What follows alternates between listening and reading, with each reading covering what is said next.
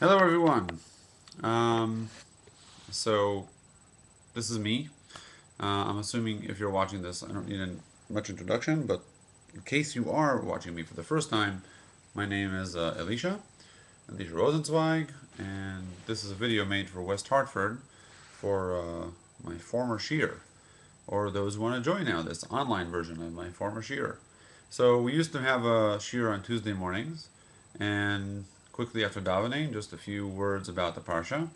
And this is going to be an attempt to continue this using the online tools we have nowadays, now that I've moved away from West Hartford. So without further ado, I'll just say I'll be trying to put this out once a week. It will hopefully arrive before Tuesday, which was the day we usually had it. And it's going to be on a wide variety of topics, depending on what I feel like that week. Of course, you're all welcome to respond, to write comments on the YouTube page, and make requests, etc. But, for now we'll just flow with whatever comes to mind. So without further ado, let us begin. In our Parashat VeYechi, we have the story of Yaakov passing away. And in the Midrash, this raises all sorts of things that have to do with death and with burial. So I'm going to bring over here several things that come along with regards to death. I mean, of course, they all relate to Yaakov passing away. That's sort of the justification for this topic, the way that it's brought up in the Midrash. And I'm going to talk about two sections in the Midrash Tanchuma about this. So when Yaakov is about to die, he says to Yosef, please don't bury me in Egypt. I want to be buried in the land of Israel. I want to be buried in Ma'arat HaMachpelah, the cave of the Machpelah, which is where both Abraham and Yitzchak, and according to the Masorah, also Adam and Eve, are all buried with their wives. So, when this comes up, so the Midrash says like this, why doesn't he want to be buried in Egypt? And the Midrash says three answers. One answer is, Al natik bireni b'mitzrayim, that's just a quote from the verse, shesofa lilkot bechinim v'yu melchashot tachtai. Because later on, meaning, several hundred years in the future, when God brings the plagues, then one of the plagues will be kinim, as you know, and so the kinim will spread lice, the spread will spread around the land, they'll also get into the dirt of the land, and they will afflict my dead body. Okay? The kinim will crawl on my body. Now, okay, we'll talk about that in just a moment. Dvar acher, the Midrash says what's another reason why he didn't want to be buried there? He's saying, shelo ya'asu Mitzrayim avodah zara, so that the Egyptians don't make his body avodah zara. In other words, here's Yaakov. He's a great man. He, is a very spiritual man. He's also the father of the guy of Yosef who saved the Egyptians from the 7 years of famine. So in that sense, probably, if his son is so great, his father must be even greater. And so it's very likely that they will take his gravesite and turn it into a place of worship. And so in Egypt, which anyway has a lot of paganism embedded in its culture, it's very likely that also Yaakov will become such a site. As we know, the famous story of how of Moshe wasn't his location of burial is not known, precisely, or at least one idea is precisely for this reason, meaning so that nobody turns his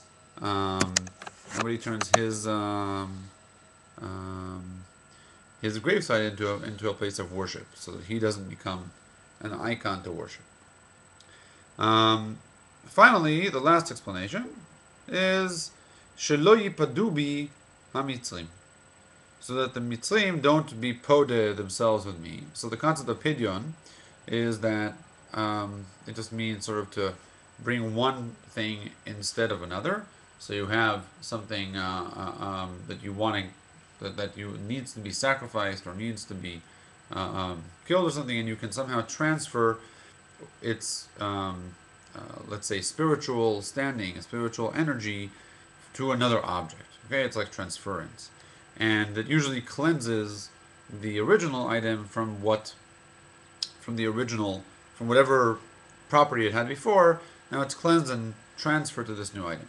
And so the way that people explain this, the Eitz Yosef, which is a commentary on the Tanchuma, says Yaakov is saying, if I'm there, they will use my presence as a way um, to cleanse themselves from their evil. They'll basically say, well, Yaakov is here. His zchut, his greatness protects us all, shields us all. We're somehow under his umbrella, and therefore we're cleansed. Now, so we had three explanations, right? One said that he didn't want the lice in the future to crawl in his body. Second one said he doesn't want to become a pagan god or deity or anything in that line. And the third one says he doesn't want to help the Egyptians to protect the Egyptians. And it doesn't say it explicitly, but perhaps it's also alluding to what will happen several hundred years later when the Egyptians are being stricken by the plagues, and perhaps it will protect them. And God's wrath will come later, or perhaps in a lesser degree. So, okay, three reasons. I'd say if I had to guess which of the three is more, I'd say, you know, not bothersome, but slightly more, feeling like less serious is the one about the kinim, the one about the lice. Meaning, it's his dead body, what does he care? I mean, it's not like he feels it, right? Of course, one could argue that this midrash is based on some concept that has to do with a link between um, a man's body and a man's soul, but it seems very, very unlikely. We don't find that much of it. I'm not talking about mystical writings, but it seems people in Judaism, you know, in general, there isn't the sense of we're still alive in the grave, other than, you know, in a symbolic way. There's a midrash that says a person whose name is mentioned in the context of something he had said, like somebody says, you know, after somebody passes away, let's say a person called Dan has passed away, and people say Dan said so and so. So if Dan was a great rabbi and they're quoting his saying, the Gemara says like it's as if Dan is speaking in the grave. It doesn't mean that he's actually speaking in the grave. It's just a symbolic way of thinking about him being, even though he's dead, he's still alive in some sense.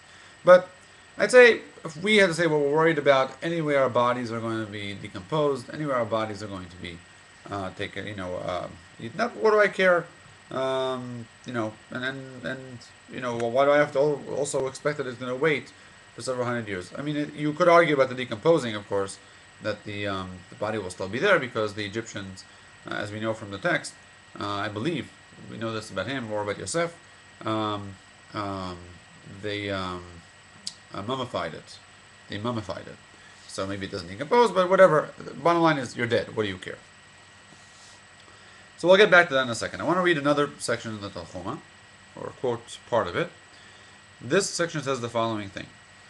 It talks about the people like Yaakov, which live in one country, but when they pass away, they ask to be buried in Israel. And there's a machloket, an argument amongst the rabbis. מעשה ברבי ורבי אלעזר, שהיו מברכים לפילי שחוץ לטבריה. Rebbe and Rabbi Elazar were walking around outside Tveria, and they saw a casket of somebody who sent his casket from outside of Israel to Israel to be buried there.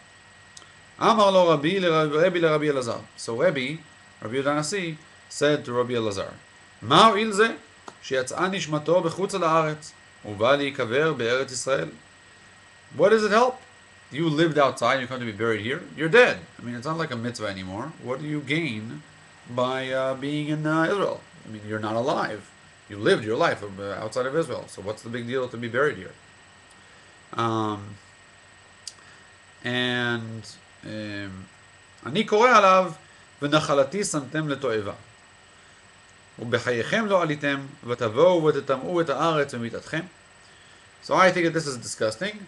Not only did you not live here, now that you come here, you're also going to add a defilement to the land because you're going to basically make it more unholy, right? Dead people are unholy. Kohanim, priests, aren't supposed to be in touch with them. And so by All you're doing is bringing another dead body into the land. That's great. I mean, really, you think that's such a wonderful idea? אמר לו רבי אלעזר answered him, כיוון שנקבר בארץ ישראל, הקדוש ברוך הוא מכפר לו, שנאמר וכיפר אדמתו עמו. So he just says, because he was buried in Israel, God will forgive him for what he had done. Now, that answer doesn't really answer the question, meaning Rebbe seems to be presenting a logical argument. If you live abroad and you just die and you just get buried in Israel, what's it worth? I mean, you lived where you lived. You're dead now. You can't do any more mitzvahs. Being buried in Israel is not a mitzvah. So what do you think you're going to achieve by this? And Rabbi Elazar doesn't really. Not only that, you're also making it even worse. You're bringing tumah, bringing defilement into Israel. Rabbi Elazar, on the other hand, just says, nah, not only is it not bad, it's even good. It's going to make him to be mitkaper, to be for all of his sins to be forgiven, or some of or the sin of not living in Israel will be forgiven. What does that mean? I mean, also, it's obvious that Rabbi Elazar is not trying to say that it's okay for a person to just ignore Israel. It's obviously that he's not.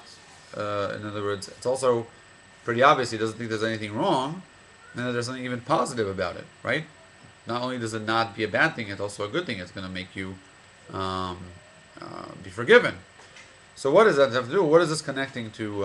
How did the two things connect? One second.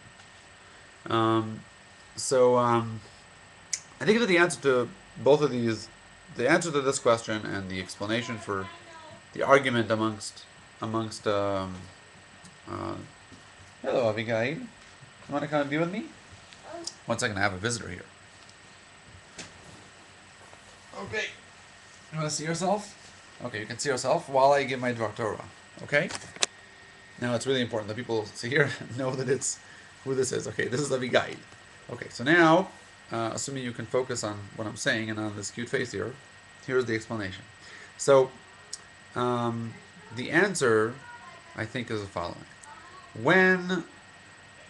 If we think about what it means where you're buried, it's true that being buried somewhere is not a mitzvah. It's not, you're not alive and it doesn't make a difference. What does make a difference, though, is where you ask to be buried. Meaning, most people can't control where they're buried. I mean, many times you don't control where you're buried, but many times you can control where you are. And the question is, what is the significance of that thing? Why is that significant? Because you live for only so-and-so years. But barring the fact that the world gets destroyed eventually, living is temporary. Burial is forever, right? If we don't take into account all sorts of cataclysmic events.